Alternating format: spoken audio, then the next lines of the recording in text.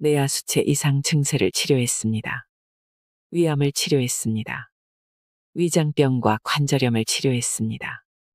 높았던 혈당치가 2달 만에 내려갔습니다. 체중이 줄고 높은 혈압이 안정되었습니다. 류머티즘으로 생긴 부종이 사라졌습니다. 불면증이 감쪽같이 사라졌습니다. 노벨상 3회 수상이 입증하는 장수의 비결, 식초. 오늘 소개해드릴 책은 천연식초로 100년 살기입니다. 질병과 죽음의 고통에서 자유롭고 싶은 분들께 이 책을 바칩니다. 현대의학은 병의 결과로 나타나는 증상만을 없애는 데 초점을 맞추다 보니 질병의 근원이 되는 몸 상태를 도외시하는 경향이 있다. 병을 치료하기 위해선 병 자체만 보지 않고 병을 가진 사람의 몸 상태를 조화롭게 살펴야 한다. 그것이 질병 없이 100세까지 장수하는 첫걸음이다. 많고 많은 질병 중 오직 10%만이 외부에서 침투한 세균이 원인이 되어 일어나는 세균성 질병이다. 우리를 아프게 하는 질병의 90%를 차지하는 것은 신체의 생화학적 기능 이상으로 인한 대사성 질병이다. 그렇다면 대사성 질병의 원인은 무엇인가? 대사성 질병의 원인은 대사 과정에서 생성되어 세포에 축적된 유독물질이다. 이것들은 자율신경의 교란을 일으키고 심장의 전기신호를 함부로 보내며 세포를 암세포 등으로 변형시키는 주범이다. 또한 이것들로 인해 면역체계가 취약해져 세균성 질병에도 걸리게 되는 것이다. 결국 모든 질병의 근원은 세포에 쌓이는 유독물질, 이 한 가지로 압축된다. 그렇다면 체내 대사 과정에서 생성된 유독물질은 어떻게 해독할 것인가? 어렵고 복잡한 것일수록 그 이치는 간단하기 마련이다. 대사 과정에서 생성되는 몸 안의 독소는 굶고 생수를 마시면 스스로 빠진다. 자연이 만든 우리의 몸은 아주 똑똑해서 추가로 독소를 집어넣지만 않으면 오줌과 땀, 그리고 변 등 몸 밖으로 나오는 수분을 따라 독소를 배출하게끔 설계되어 있다. 이러한 우리 몸의 독소 배출 능력을 배가시키는 것이 바로 천연식초다.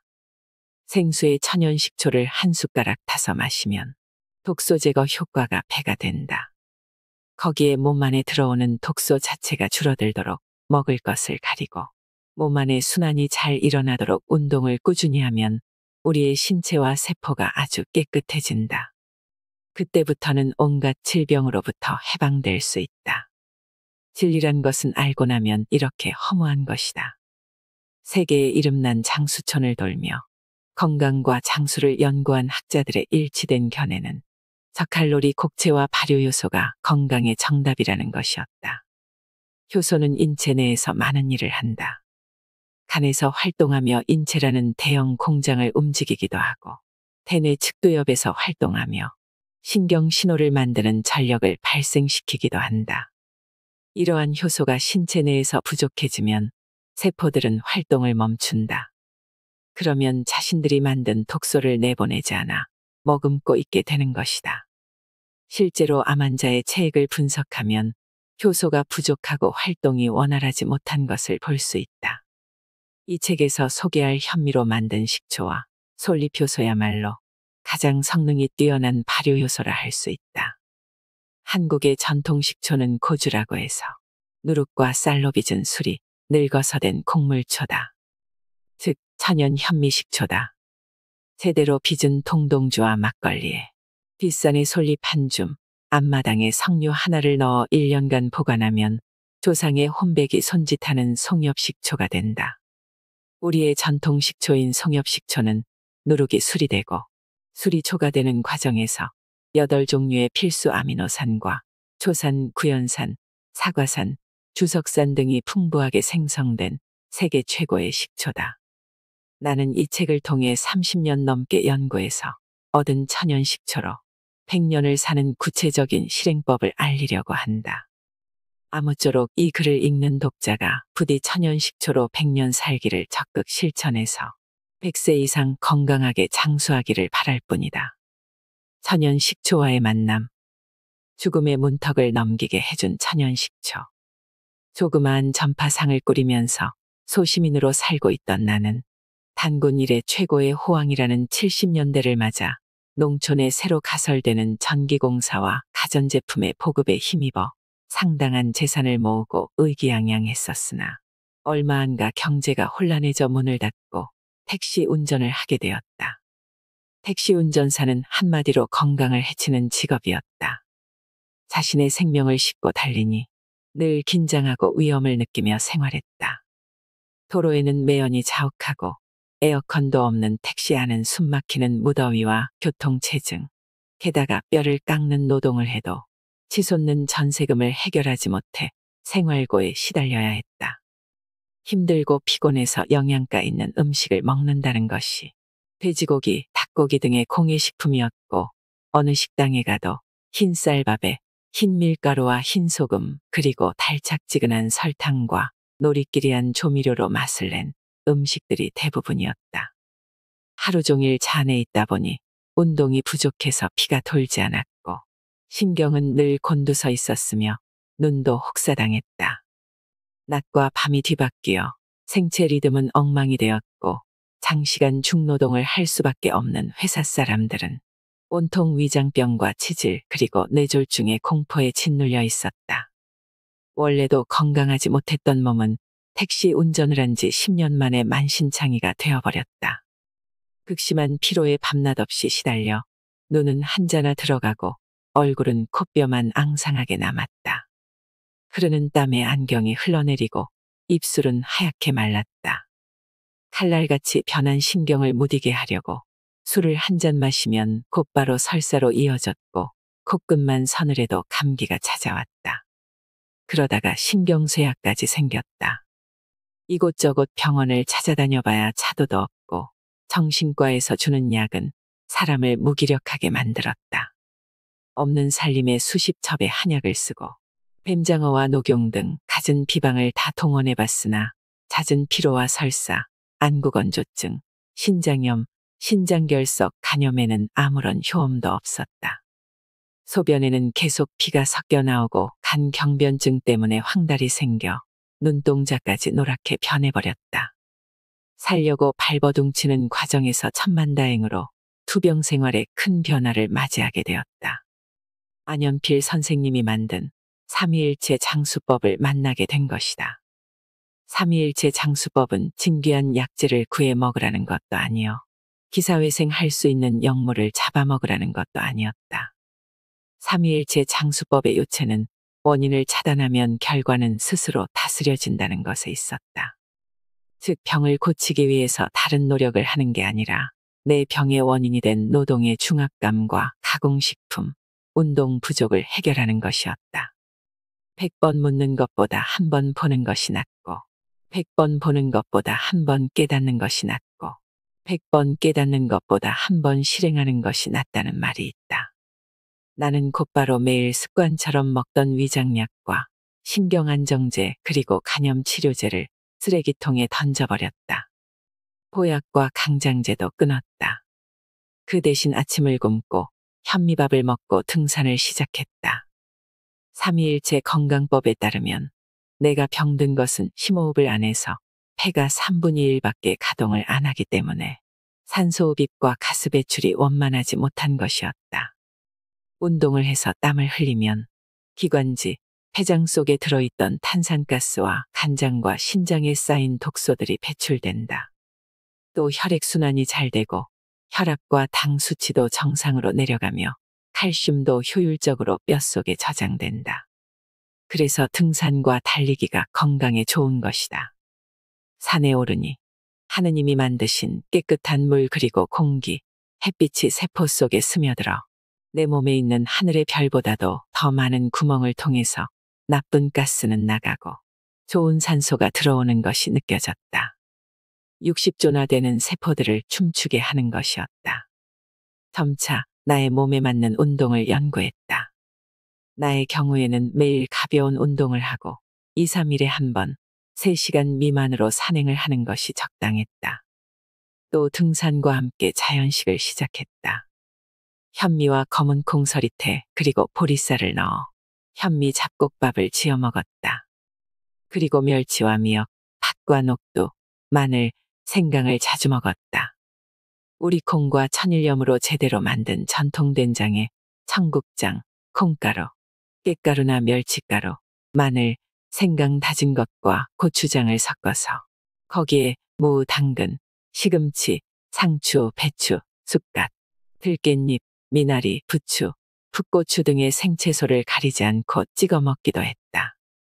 자연식을 하면서 텃밭을 가꾸고 콩나물을 키웠다. 또 생채와 과일, 해산물을 많이 먹었다. 생채와 과일은 비타민이 풍부하고 미역, 멸치, 새우, 김 등의 해산물에는 미네랄이 함유되어 있어서 좋았다. 해삼과 토종 유정란, 민물 다슬기 등을 먹으며 에너지를 넘치게 하고 시력에 도움이 되는 음식을 섭취했다. 그렇게 삼위일체 건강법의 일부로서 식초도 마시기 시작했다. 나는 누룩과 현미로 직접 술을 빚어 이를 발효시켜 천연 현미식초를 만들었다. 100일이 지난 후 내 몸에 놀라운 변화가 일어났다. 간세포가 손상된 정도를 측정하는 간 효소 수치가 정상으로 돌아와서 생명을 위협하던 간 경변증의 공포에서 해방되었다. 바짝 말라 허옇게 된 입술이 촉촉해지고 붉은색으로 돌아왔으며 시력이 좋아져 안경을 벗어던졌다. 눈에 피로가 없어지니 난시나 안구건조증도 씻은 듯이 없어졌다. 불면증도 사라지고 신경쇠약이 치료되었다. 피로가 없어지고 기분이 상쾌하니 힘이 솟아나기 시작했다. 감기라는 놈은 천리 밖으로 도망간 지 오래고 과민성 대장 증후군에 좋다는 유산균제니 뭐니 하는 것은 이제 전혀 필요가 없어졌다. 편을 보면 화장실에서 고소한 냄새가 나는 지경이 되었다. 신체의 모든 기관에 피가 잘 돌지 않아 몸이 약해졌는데 활력제만 먹는다고 활력이 생기겠는가. 잉여 영양분은 암세포가 먹고 살 따름이다. 스승 한 분을 잘 만나서 가장 낮은 곳에서 죽음의 문턱에 신음하던 나는 높은 곳에 우뚝 선 건강체가 되었다. 불세출의 건강명인 안현필. 나의 스승 안현필 선생은 20년간 건강에 관한 무수한 책을 읽고 연구와 실험을 거듭한 결과 사람을 살리는 놀라운 2가지 영약을 발견했다. 첫 번째 영약은 뛰어난 항암제이자 내장의 대청소부로서 젖산균, 유산균 덩어리였다. 이 영약을 날 것으로 먹으면 일평생 위염과 장염, 그리고 직장암 걱정 없이 살 수 있고 설사와 변비가 해소된다는 것을 알았다. 두 번째 영약은 놀라운 해독제이자 혈관의 대청소부 역할을 하는 살균제, 이뇨제였다. 이 영약을 먹으면 피와 뼈, 신경과 호르몬을 다스릴 수 있었다. 이 영약을 항상 먹는 사람은 자율신경실조로 인한 심방세동 부정맥, 뼈가 노화되어서 오는 신경통과 관절염, 그리고 골다공증에 걸리지 않고 해독과 대사에 이상이 생겨 발생하는 간장병과 당뇨병, 그리고 신장병의 공포에서 해방될 수 있다. 암이라는 것이 도무지 발생할 수가 없는 것이다. 첫 번째 영약은 청국장이고 두 번째 영약은 식초였다. 첫 번째 영약은 동양인들만 먹지만 두 번째 영약은 전 세계인이 먹으며 인류 최고의 상이라는 노벨상을 3회나 받았다는 놀라운 사실을 알게 되었다. 2가지 영약을 발견한 그는 자신의 몸을 통해 그 효능을 실험해 보았고 마침내 그는 전과 같은 건강을 되찾게 되었다. 사람을 살리는 영약이 구하기 어려운 귀한 약재가 아니라 시큼한 식초와 냄새나는 청국장이라는 사실을 누가 알았겠는가. 인생에서 가장 고귀한 것은 저 깊은 산 속에 묻혀있는 산삼같이 희귀하고 값비싼 것이 아니라 그와는 정반대인 곳, 즉 우리와 가장 가까운 곳에 있으며 가장 값싸게 공짜로 얻을 수 있는 것들 속에 숨어있게 마련이다. 안현필 선생이 각고의 노력을 기울여 현미의 유익성에 대해서는 모르는 사람이 없어졌다. 그러나 식초에 대한 세간의 인식은 아직 알려지지 못해 참담한 실정이었다. 식초는 리트머스 시험지에서는 산성으로 나타나지만 체내에서는 만병의 원인인 산열증을 해소하는 강력한 알칼리성 식품이다. 산성인 음식인데 먹으면 우리 몸을 알칼리성으로 바꿔주니 참으로 오묘한 메커니즘이 아닐 수 없다. 이러한 점을 이해하지 못하니 식초를 오해하는 사람들이 많았다. 또한 식초를 찾더라도 천연 양조 식초와 에틸 알코올로 만든 인공 식초를 구분하지 못하는 사람들이 대부분이었다. 건강 장수의 비결, 천연 식초. 한국인은 발효식품 없이 장수할 수 없다.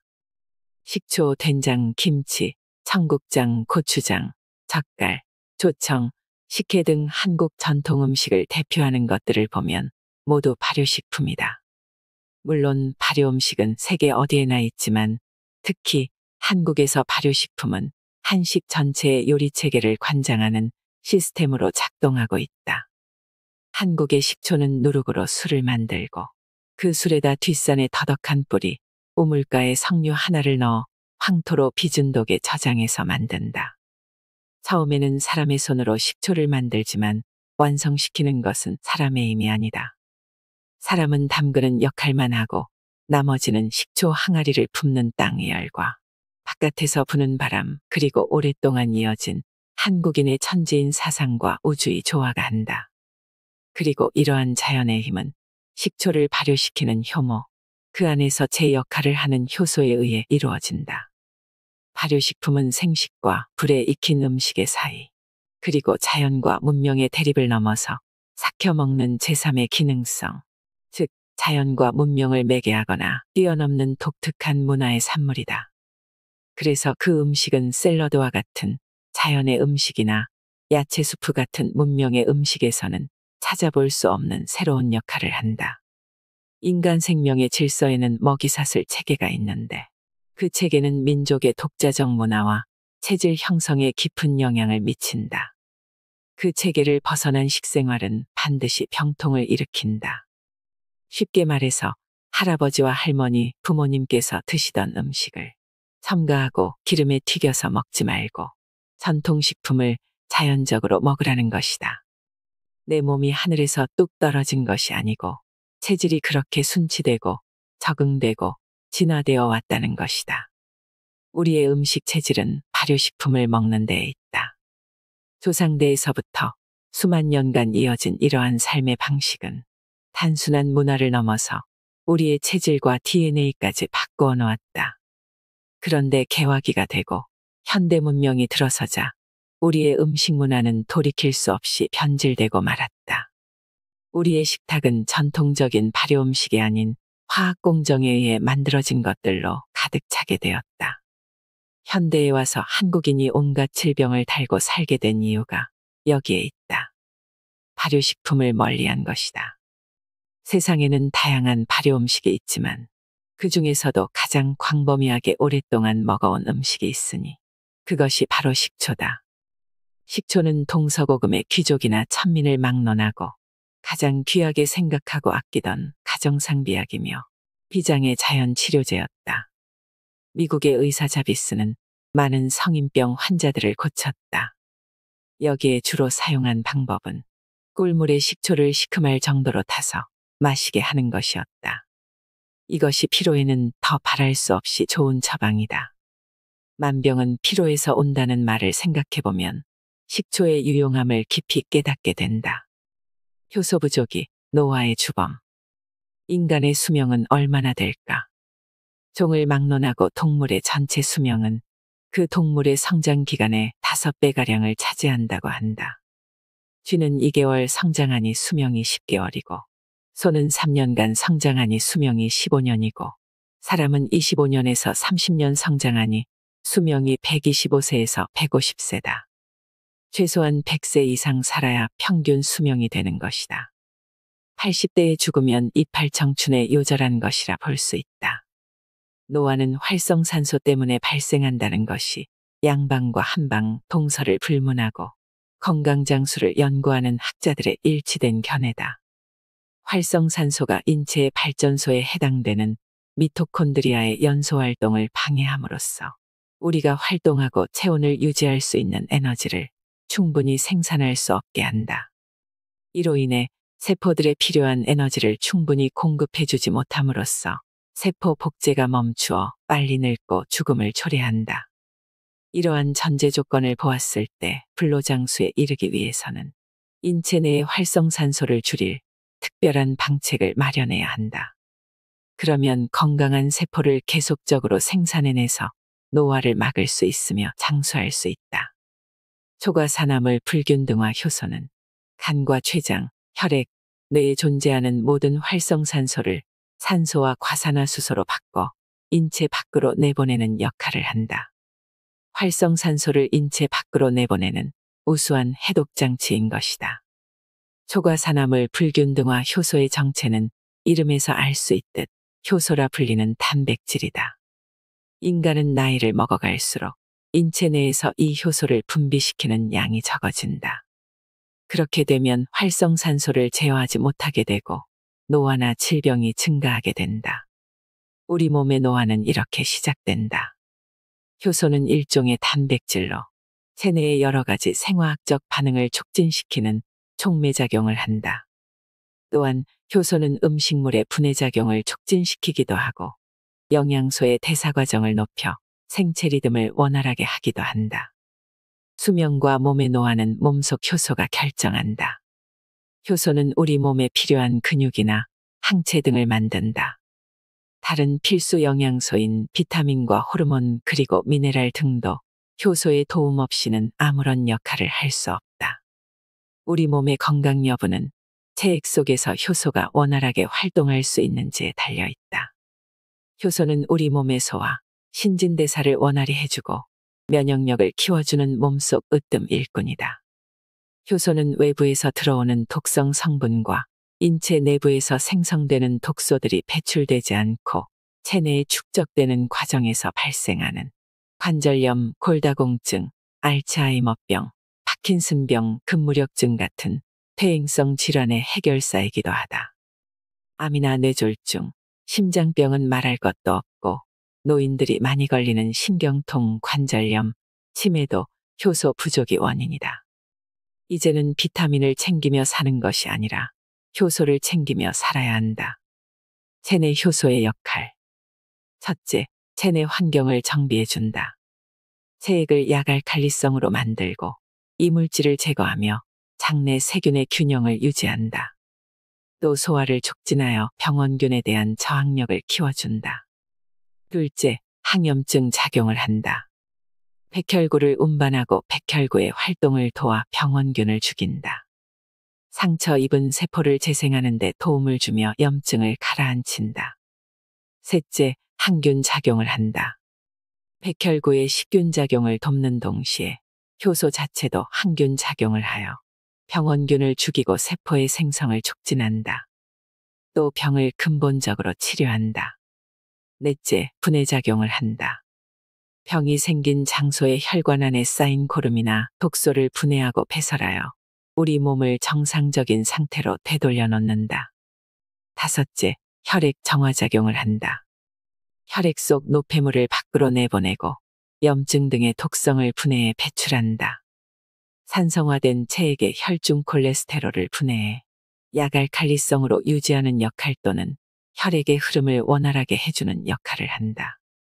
여섯째, 세포를 부활시킨다.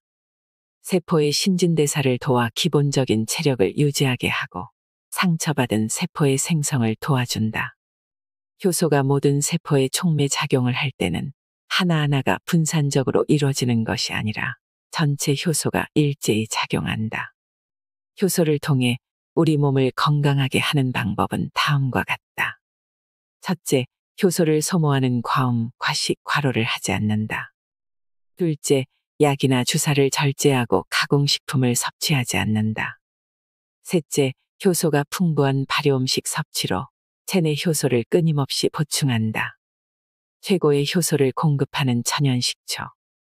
소화효소의 역할은 외부에서 보충받은 식품효소로부터 직접 도움을 받을 수 있다. 식품효소는 다양한 발효음식을 만들 때 활용하는 효소를 가리키기도 하는데 이러한 식품효소를 음식을 통해 섭취할 경우 소화효소의 작용을 돕는 역할을 한다. 우리가 식초와 발효식품을 통해 섭취하는 효소는 전부 식품효소라 할 수 있다. 기본적으로 인간은 필요한 양의 효소를 스스로 생성해낼 수는 없다. 대략 30세 이후부터 우리 몸의 자연적인 효소 생성이 줄어들기 시작한다. 이때부터 재충전이 필요하다. 몸의 효소를 비축해야 한다. 그러지 않으면 우리 몸의 정상적인 신진대사의 지장을 초래하게 된다. 효소는 단백질로 이루어져 있어 열을 가할 경우 쉽게 파괴되는 성질을 지니고 있다. 효소는 말리거나 얼려도 죽지 않지만 열에 약하다. 효소는 30에서 35도에서 가장 왕성하게 활동하고 60도에서 기능이 정지되며 끓이면 사멸되므로 전통 발효식품은 가급적 끓이지 말고 먹어야 한다. 이런 이유로 인해 화식에 익숙해진 현대인은 특히 외부로부터의 효소 섭취가 극단적으로 줄어들어 만성적인 효소 부족에 시달리며 살고 있다. 특히 가공식품과 인스턴트 식품을 자주 섭취하는 현대인들에게 효소 결핍증은 더욱 심각한 문제로 다가오고 있다. 우리가 먹는 음식 중에서 효소가 가장 풍부한 것은 무엇일까? 바로 발효 음식이다. 발효는 유익균에 의해 일어나는데 유익균은 발효 과정에서 무한대로 증식한다. 천연 식초 한 숟가락에 함유된 유익균은 밀이나 현미 한 가마니에 들어있는 유익균의 양과 같다. 이처럼 엄청나게 늘어난 유익균은 사람 몸 안에 들어가 3천여 종의 효소를 만들어낸다. 식물이나 곡물을 발효시키면 효소가 수천, 수만 배로 늘어난다. 가령 콩을 발효시키면 효소 덩어리가 된다. 그래서 된장, 청국장은 과식해도 쉽게 소화가 된다. 반대로 고기를 그대로 놔두면 부패균이 붙어 반드시 부패한다. 사람이 고기를 너무 많이 먹어도 몸 안에 효소가 부족하면 부패가 일어난다. 동물성 단백질은 구조가 복잡해서 여간에서는 완전히 분해되지 않고 충분히 소화되지 않은 채로 장 속에 머문다. 그때 장에서 유해균을 만나면 썩기 시작한다. 방귀에서 독한 냄새가 나는 것은 장에서 부패가 진행되고 있기 때문이다. 고기를 먹고 충분히 소화되지 않은 상태에서 나오는 방귀는 냄새가 더 독하다. 따라서 고기는 가급적 국을 끓여서 조금씩 먹어야 한다. 곡물 64%, 채소, 과일 24%, 고기 12% 비율이 가장 좋다. 동물성 단백질이 장에서 부패하면 황화수소, 아민 등 맹독성 가스가 생긴다. 사람 죽이는 이 독소는 간으로 들어간다. 간은 부랴부랴 500여 종의 효소를 동원해서 그것을 해독한다. 이때 막대한 양의 효소가 소모된다. 고기를 지글지글 직화로 구워 먹으면 힘이 생기는 것 같은 느낌이 드나 이는 착각에 불과하다. 간이 고기를 소화하기 위하여 더 많은 담즙을 배출해야 하고 필요한데 힘이 날 리가 만무한 것이다. 간에서 일하는 해독효소의 능력에도 한계가 있다. 미처 해독되지 못한 독소는 혈액을 타고 돌아다닌다. 거기서 비극이 시작된다. 이런 일이 오랜 시간 계속 반복되면 결국 콜레스테롤이 증가하고 혈전이 생겨 심장병, 뇌졸중 등의 치명상을 입고 비참한 최후를 맞이하게 된다. 이것이 사람 죽이는 부패의 실상이다. 이때 유익균에 의해 만들어진 효소는 몸 안의 독소를 제거하고 면역작용을 활발하게 하며 소화를 촉진한다. 따라서 발효 음식을 먹으면 그 자체만 소화되는 것이 아니라 대량으로 늘어난 유익균과 효소 덕분에 함께 먹은 다른 음식까지 소화가 잘 된다. 수용성 항산화제라고도 불리는 유기산은 우리 몸이 공급할 수 있는 최고의 효소를 포함하고 있다. 유기산과 그 속의 효소는 신체 내에서 노화의 주범인 활성산소를 파괴하는 작용을 한다. 그러므로 노화 속도를 늦추기 위해서는 세포에 유기산을 충분히 공급해 주어야 한다. 석기시대의 인간은 야생초나 발효된 나무 열매를 먹고 하루에 100mg 이상의 유기산을 섭취했다. 이 사실은 건강을 유지하려면 적어도 그 정도의 유기산을 섭취해야 한다는 것을 말해준다. 합성식초와 양조식초. 식초는 제조법에 따라 합성식초와 양조식초로 나뉜다. 합성식초는 화학적인 방법으로 만들어진 것으로 합성초산이 가미되며 양조식초는 곡물과 과일이 자연적으로 초산 발효된 것이다. 합성식초는 순도 90에서 95%인 에틸알코올에 석유에서 추출한 빙초산을 가한 뒤 초산을 발효시키고 맛을 돋기 위해 펩톤, 폴리펩티드, 인산, 당질무렵 등을 인공적으로 가미한다. 그리고 특수한 기계를 사용해 단 하루 만에 가공한 것이다. 이러한 합성식초에 포함되어 있는 화학물질은 우리 몸에 악영향을 미친다.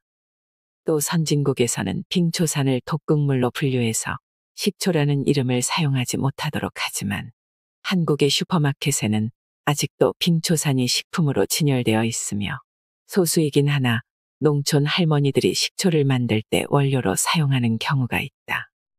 합성식초는 말할 것도 없이 우리 몸에 해를 끼치는 극약이라 할 수 있다.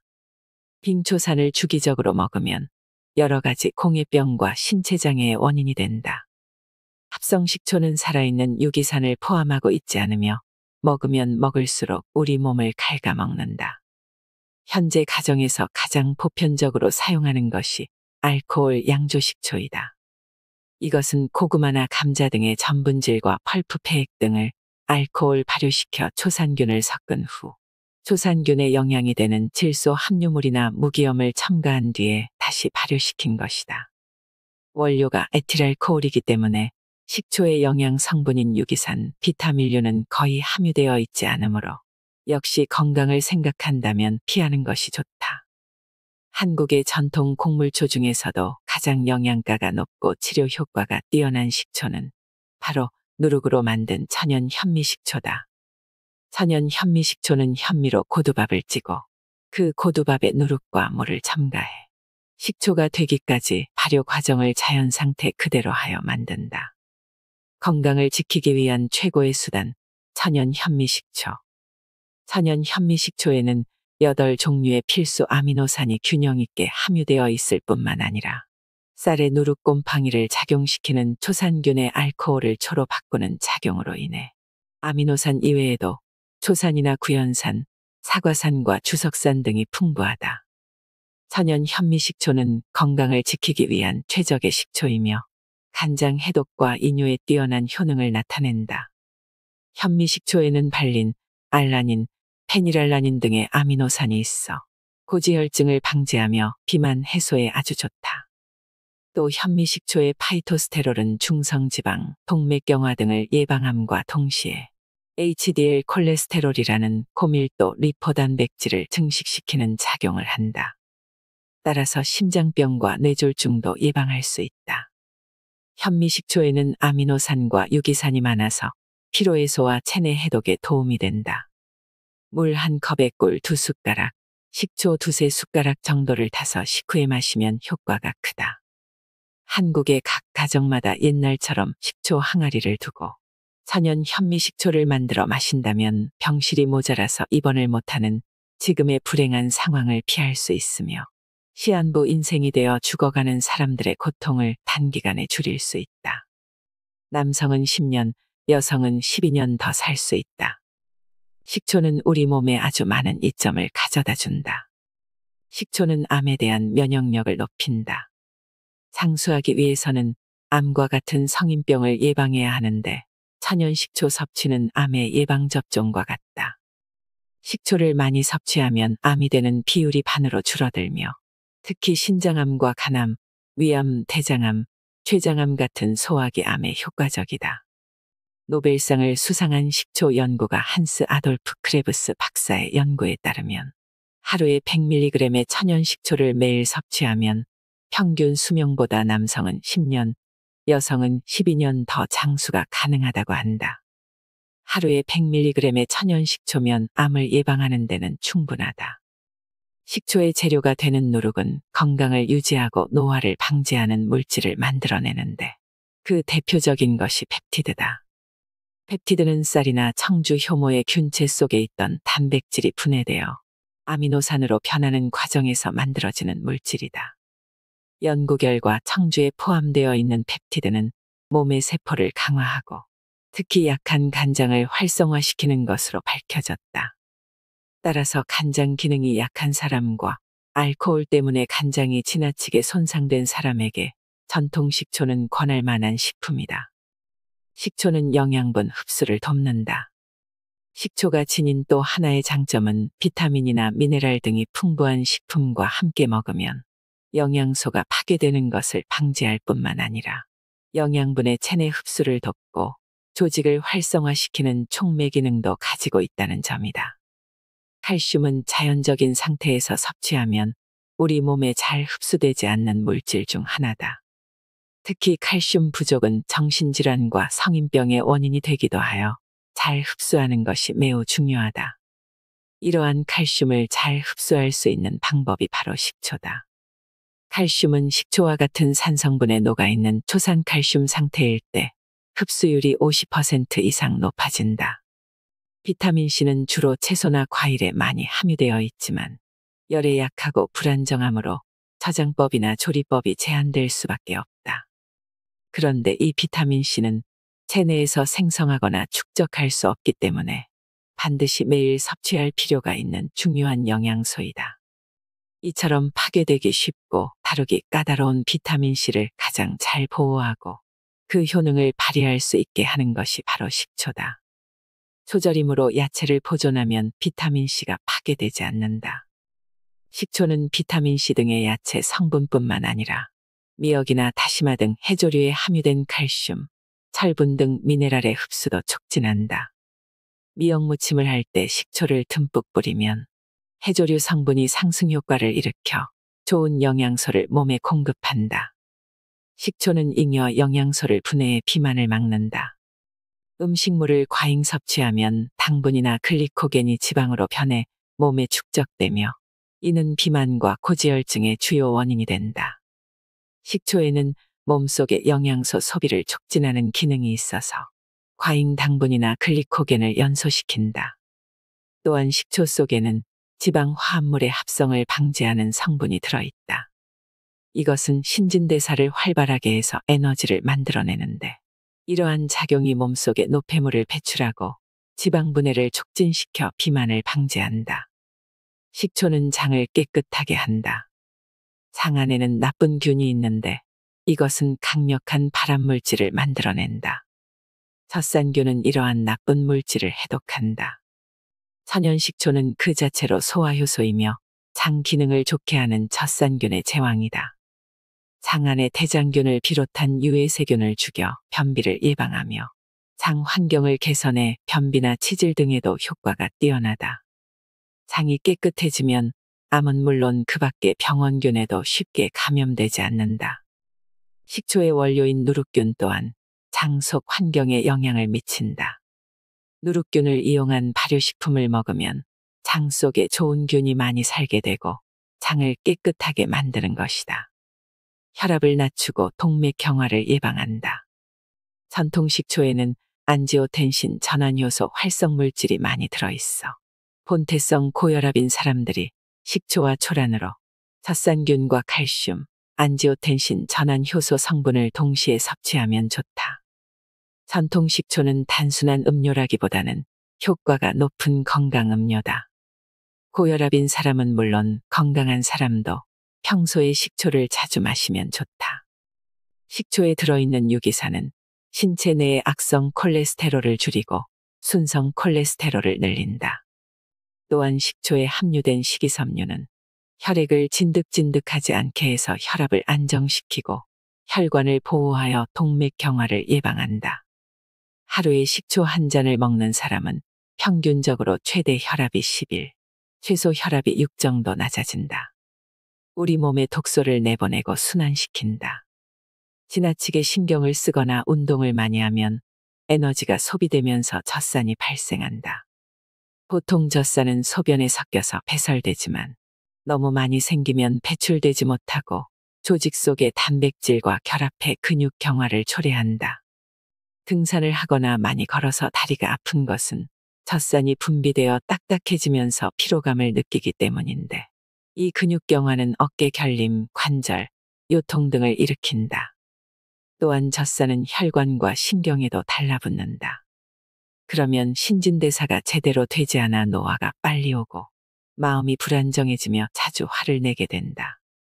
이때 식초 같은 유기산을 섭취하면 젖산을 인체의 무해한 물과 탄산가스로 분해하는 작용을 하기 때문에 몸의 피로가 빨리 해소된다. 식초 속 유기산은 우리 몸속에서 살균 해독 작용을 하며 항염증제인 부신피질 호르몬의 원료가 된다. 따라서 식초는 간 기능 저하로 해독되지 않고 몸 안에 쌓이는 각종 유해 물질을 없애는 데도 도움이 된다. 식초와 같은 자연의 신맛은 옛날부터 몸에 영향을 좋게 하는 데 쓰였다. 또 공복일 때나 피곤할 때 마시면 중요한 에너지원이 된다. 동양의학에서 허약 체질을 개선하고 신진대사를 활발하게 하고자 할 때는 이 자연의 신맛을 이용했다고 한다.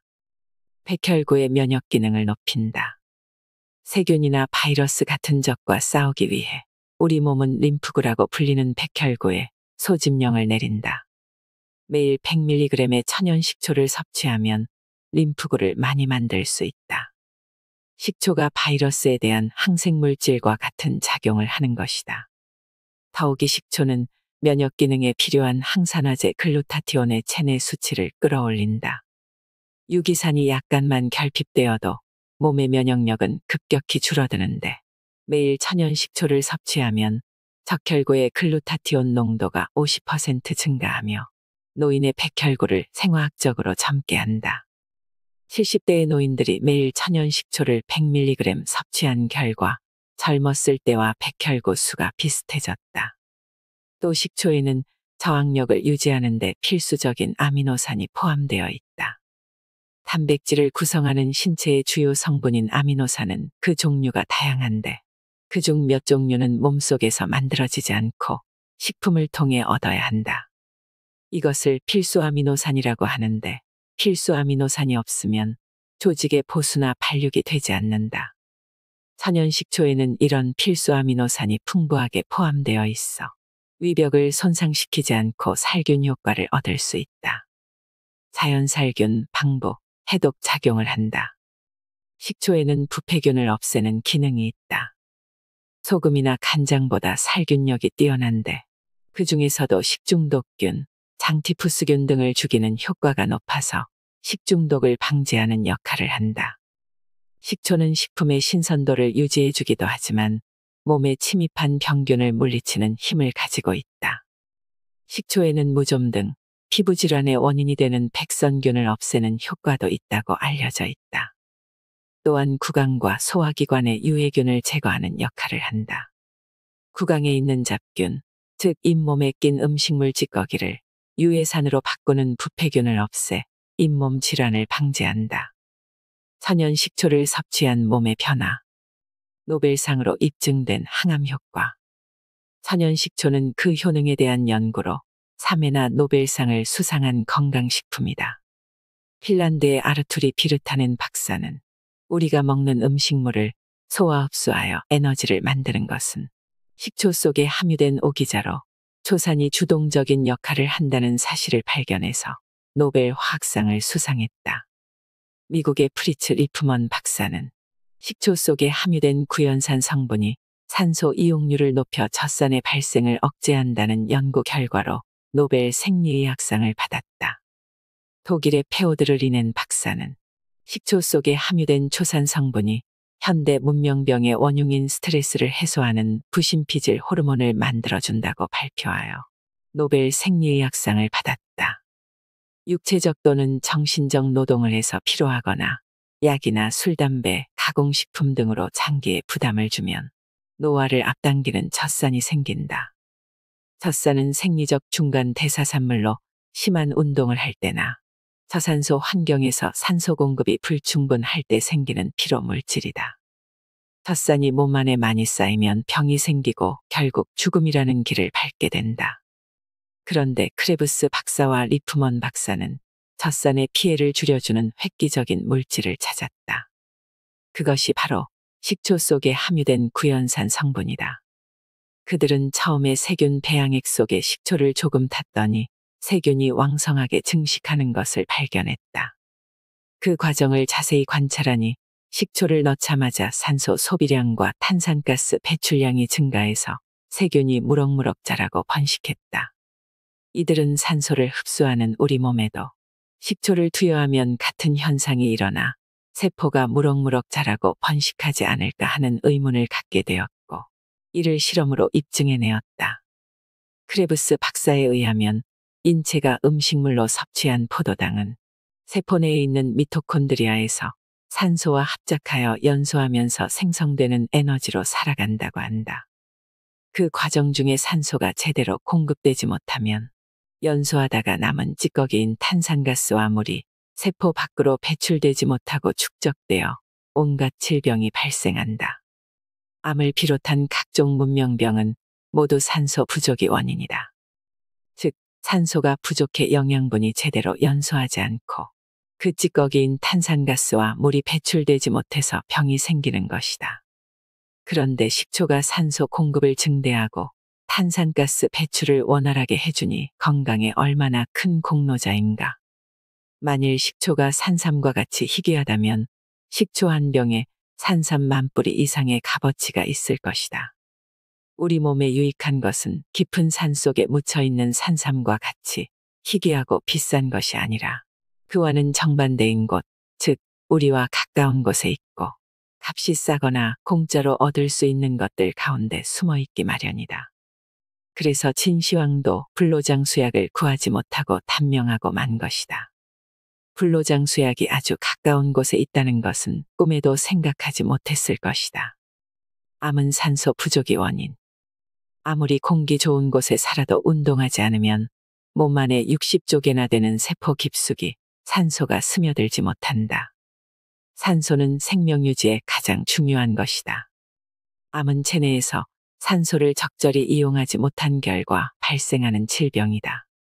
물론 암뿐만 아니라 만성 퇴행성 질환 대부분이 산소 부족에 의한 질병에 해당한다.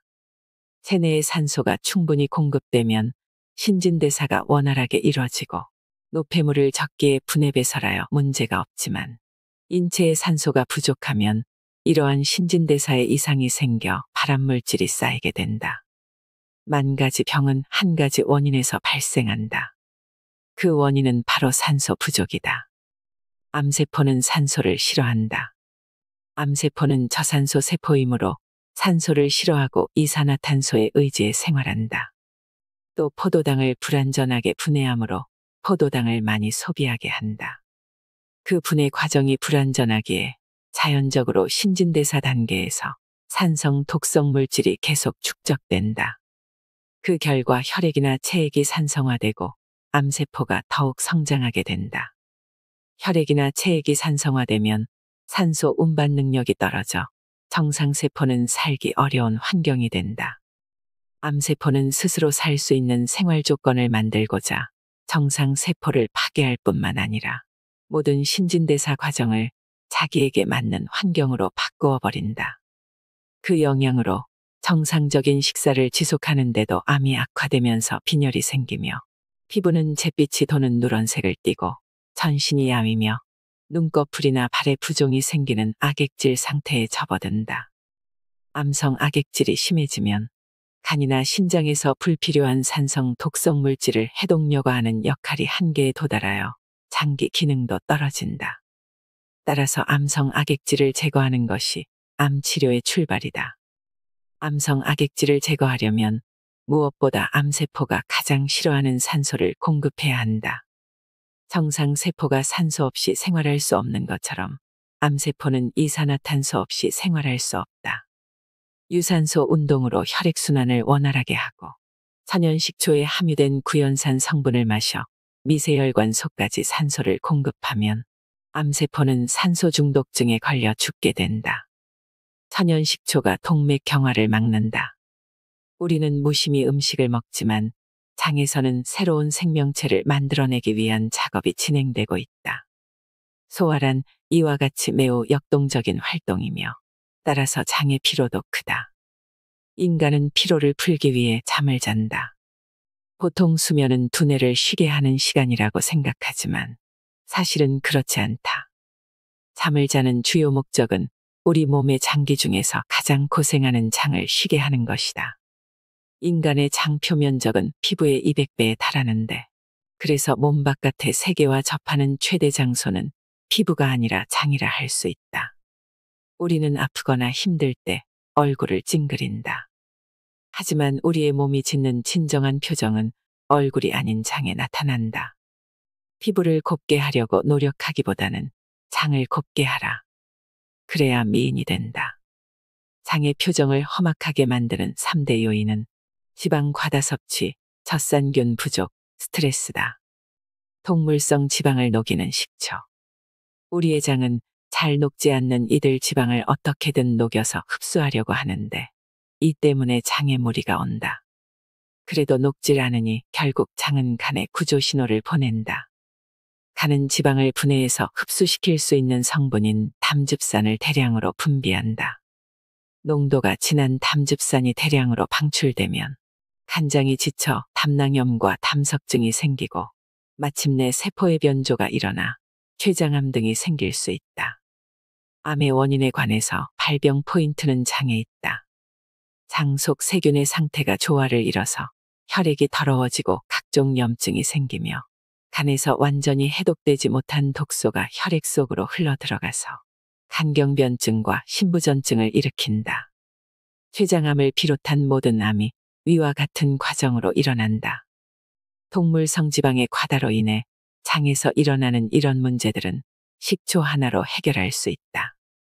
간단하게 실험을 해보면 알 수 있다. 기름이 엉기는 곰탕에 식초를 한 숟가락 타보는 것이다. 곰탕 속 기름은 식초를 넣자 얼마 안 가 기름이 풀려버린다. 우리가 고지방 음식을 먹은 후 습관적으로 식초를 마시면 대장이 지방을 녹이지 못해 무리를 하고 간장이 담즙을 대량으로 방출하며 고통스러워질 일이 없어진다. 장 환경을 가꾸는 젖산균과 식이섬유. 직장 생활을 하는 현대인에게 암이 자주 발생하는 것은 흰쌀, 흰밀가루, 흰조미료, 흰설탕과 같은 식이섬유가 부족한 식품을 소화 흡수하는 과정에서 농축된 발암물질이 직장의 점막과 오래 접촉하기 때문이다. 대사 찌꺼기가 쌓인 장은 결코 청결한 곳이 아니다. 발암물질을 신속하게 배출하지 못하게 하는 변비는 집을 팔아서라도 고쳐야 하는 큰 병이다. 발효요소가 들어간 식초를 많이 섭취하면 장 속 젖산균의 활동이 활발해져 고기와 설탕, 알코올, 니코틴으로 인해 늘어났던 장 속의 유해균을 청소하기 시작한다. 통곡물과 야채에 많이 들어있는 식이섬유도 젖산균의 활동을 돕는다. 장 속에서 젖산균의 활동은 절대적이다. 식중독을 예로 들면 장 속에 젖산균이 충분히 번식해 있을 때는 조금 썩은 생선을 먹어도 아무 탈이 없다. 콜레라균이나 이질균 등은 젖산균의 살균 작용으로 간단히 없앨 수 있기 때문이다. 똑같은 생선회를 먹어도 식중독으로 죽느니 사느니 하는 사람이 있는 반면에 아무렇지도 않은 사람이 있다. 이 또한 장 속의 젖산균 때문이며 이것이 바로 면역체계의 척도다. 암이나 중풍에도 걸리지 않고 장수하던 노인 중 상당수가 식중독 때문에 일어나는 토사광난으로 죽는다. 참으로 어이없는 일이다. 나이가 들수록 식초, 된장, 김치 같은 발효식품을 많이 섭취해야 한다. 특히 천연식초의 초산균은 그 자체로 소화효소가 되며 위산의 역할을 대신하고 각종 부패균을 5분 안에 살균시키는 놀라운 능력을 지닌 젖산균의 제왕이다. 가장 뛰어난 효능을 발휘하는 식품은 바로 가까이는 식초라는 것을 알아야 한다. 효소를 섭취하여 혹사된 간을 쉬게 하라. 한국의 40에서 50대 남성의 70%가 간질환으로 사망한다. 암과 중풍은 60대 이후에 많이 발생하니 암과 중풍으로 죽는 환자는 그나마 간경변증으로 죽는 환자보다는 덜 억울하다. 간의 기능은 크게 혈당 농도 조절, 단백질 합성, 지방의 합성과 분해, 해독 및 배설 작용으로 나누어진다. 소화 및 대사에 필요한 갖은 물질을 간에서 생성하는 것이다. 간이 나쁘면 먼저 눈이 나빠진다. 사물을 인식, 판단하고 정보를 수집하기 위해 많은 양의 에너지를 소비하는 눈은 간으로부터 비타민 A 등의 물질을 공급받는다. 그런데 간이 자신의 세포에 들이닥치는 유독물질을 해독하기 힘겨워지면 눈에 필요한 물질을 충분히 공급하지 못하는 경우가 생긴다. 간이 나쁘면 외관상으로도 눈의 흰자위가 누래지고 눈이 광채를 잃는다. 녹내장이나 백내장이 발생한다. 눈을 좋게 하는 방법은 간을 편하게 하는 것이다. 질병을 치유하려면 원인을 잡아야 한다. 간염은 간에 염증이 생겨 부어 있는 것이다. 하지만 사람들은 간에 생긴 염증을 해결하기 위해 병원에 가서 항생제와 소염제로 이루어진 약을 처방받아 먹는다. 염증과 붓기는 사라질지 몰라도 약으로 인해 간의 스태미나 자체는 더욱 떨어져 악순환이 반복된다. 어떤 사람은 간에 좋다는 약초와 군뱅이, 진해와 뱀 등을 달여 먹기까지 한다. 그러나 식용으로 사용되지 않는 약초일수록 약간의 독성을 포함하고 있다. 쇠약하고 간 건강을 이미 잃은 사람이 이런 약을 함부로 먹는다면 간을 더 혹사시키는 결과를 초래한다. 이처럼 몸이 아픈 원인을 짚지 않고 내리는 비방은 명을 재촉할 뿐이다. 간 악화의 원인은 위와 장에서부터 시작된다. 위와 장에서 음식물이 잘 소화되지 못해 에너지 공급이 불충분하면 뇌 건강이 나빠지고, 뇌가 나빠지면 자율신경계가 무너진다. 자율신경계가 나쁘면 심장과 신장에 제대로 된 명령을 내리지 못해 심장은 혈액순환을 더디게 시키고 신장은 혈액을 제대로 투석하지 못한다. 혈액이 더러워지면 간이 안 좋아지는 것이다. 그렇다면 위와 장은 왜 소화를 제대로 시키지 못하는 것일까? 사실 위와 장에서 제대로 소화를 시키지 못하는 것은 간이 제 역할을 못해서이기도 하다. 간이 음식물을 소화시킬 때 필요한 각종 효소를 제대로 공급하지 못하기 때문이다. 즉 위와 장이 제 역할을 잘못하니 건너 간이 나빠지고, 간이 나빠지니 위와 장이 제 역할을 못하게 되는 것이다. 이처럼 우리 몸의 각 기관은 서로가 서로에게 영향을 미치는 순환고리의 형태를 띠고 있다. 발효식품으로 악순환의 고리를 끊어야 한다. 간의 역할은 우리가 식품을 통해 효소를 섭취함으로써 대체할 수 있다. 간이 나빠 효소가 제대로 분비되지 않더라도 식품을 통해 효소를 섭취하면 위와 장에서 음식물을 잘 소화시킬 수 있는 것이다. 그렇게 해서 위와 장에서 소화가 잘 되면 뇌로 에너지가 잘 전달되어 뇌 건강이 회복되고, 자율신경계를 통해 심장과 신장의 명령이 잘 전달되어 혈액은 깨끗해진다. 깨끗해진 혈액은 간이 스스로를 회복시킬 수 있는 환경을 조성한다. 간을 편하게 쉬게 하기 위해서 간의 역할을 대신할 효소를 섭취할 필요가 있다. 순환고리를 따라 건강이 나빠지는 악순환을 끊을 수 있는 열쇠가 바로 음식으로 섭취하는 효소, 즉 효소가 잔뜩 들어간 식초에 있는 것이다. 배설을 잘해야 병에 걸리지 않는다. 우리 몸을 자세히 보면 횡격막을 기준으로 위에 장기가 3개, 아래에 장기가 3개가 있다. 위에 있는 세 장기는 뇌와 폐, 심장인데 이들은 에너지를 순환시키는 순환장기다. 심장은 피를 순환시키고, 폐는 공기를 순환시키고, 뇌는 신경을 순환시킨다. 아래에 있는 세 장기는 간장, 신장, 대장인데 이들은 불순물을 걸러내는 배설장기다. 그런데 모든 병은 아래 세 장기, 즉 배설장기가 제 역할을 다하지 못해서 발생한다. 신진대사 과정에서 생기는 필요 없는 물질이나 유독한 물질을 깨끗이 배설하지 못할 때 배설장기에 먼저 병이 생기고, 그로 인해 순환장기에도 병이 생기는 것이다.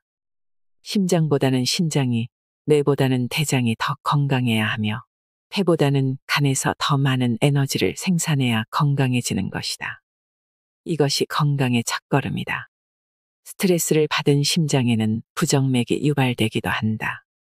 분노가 지나치면 전신의 기운이 거꾸로 올라가서 얼굴이 벌겋게 되거나 눈이 침침해진다. 그리고 혈액이 기를 따라 움직여 피를 토하거나 코피가 터지기도 한다. 극심한 분노로 뇌출혈을 일으키며 쓰러지는 것도 기를 따라 혈액이 거꾸로 올라가기 때문이다. 분노는 간에 직접적인 영향을 미친다. 또한 도시처럼 공기가 나쁘면 폐는 산소를 얻기 위해서 더 많은 에너지가 필요해진다. 활동할 에너지를 폐에 빼앗긴 간은 그 기능이 점점 약해진다. 또한 현대인의 업무 스트레스와 도시의 복잡한 인간관계는 뇌를 지치게 한다. 그렇게 되면 뇌에서 에너지를 다 사용하느라 위와 장에서 사용할 에너지가 부족해진다. 이를 해결하기 위해서는 결국 우리 몸에 악영향을 미치는 요소들을 차단하는 방법뿐이다. 마음을 잘 다스려야 건강 장수할 수 있는 법이다. 원만한 인간관계는 나와 다름을 인정하는 데에 있다. 내게 소중한 것이 남에게 소중하지 않을 수 있고, 내가 예의라고 생각하는 것이 그에게 예의가 아닐 수 있다. 마음을 편하게 해야 건강해질 수 있다. 그리고 몸 안으로 들어오는 나쁜 공기와 물질을 차단해야 한다. 하지만 도시에 살면서 깨끗한 공기와 깨끗한 물을 마신다는 것은 사실 매우 어렵다. 그렇다면 어떻게 해야 하겠는가? 정답은 몸 안으로 들어온 오염된 물질을 빠르게 배설시키는 데 있다. 우리 신체는 혈관과 장기를 깨끗하게 유지할 필요가 있을 때 자연적으로 신맛을 찾게 된다. 신맛의 대명사인 식초를 필요로 하는 것이다. 간에 독성이 쌓인 환자 또한 식초를 탄 새콤달콤한 꿀물이 저절로 마시고 싶어진다. 흡연과 음주에 절여져 정력이 부족해진 남성 또한 신맛이 당긴다. 몸 안에 오염된 물질을 많이 가지고 있는 사람일수록 신맛을 찾는다. 그 이유는 우리 몸이 천연식초와 그 속에 유기산을 먹어 우리 몸으로 들어온 오염된 물질을 어서 배설시키라 명하기 때문이다. 이와 같이 오염된 공기와 물도 천연식초를 마시면 상당 부분 해결할 수 있다. 우리 몸은 자연을 원합니다. 건강하게 오래 살고 싶다면 생활 습관을 바꿔야 하지요. 세상에서 가장 어리석은 사람이 건강을 해치면서 돈을 버는 사람이라고 합니다. 돈이 아무리 많아도 건강을 잃으면 아무것도 할 수가 없기 때문입니다. 결국 건강을 저축하는 자가 최후의 승리자입니다. 건강장수법 그 중심에는 천연식초가 있습니다. 시중에 유통되는 건강식품의 80%는 오히려 먹어서 해로운 것들이 많습니다. 인체는 자연에서 생성된 효소, 비타민, 미네랄의 원료를 원합니다. 효소와 젖산균이 없는 각종 음식물들은 우리의 간장과 신장을 지치게 만들 뿐입니다. 지나치게 약에 의존하기보다는 자연식과 전통 발효식품을 섭취하고 맑은 공기를 마시며 깨끗한 물을 마시는 것이 더 중요합니다. 약이 아니라 음식과 환경이 건강의 열쇠를 쥐고 있는 것입니다. 산삼만개보다 더 귀하다는 천연식초로 건강을 되찾아 보는 것은 어떨까요? 이상으로 인생의 품격이었습니다. 하루하루 당신의 품격이 더 빛나길 바랍니다.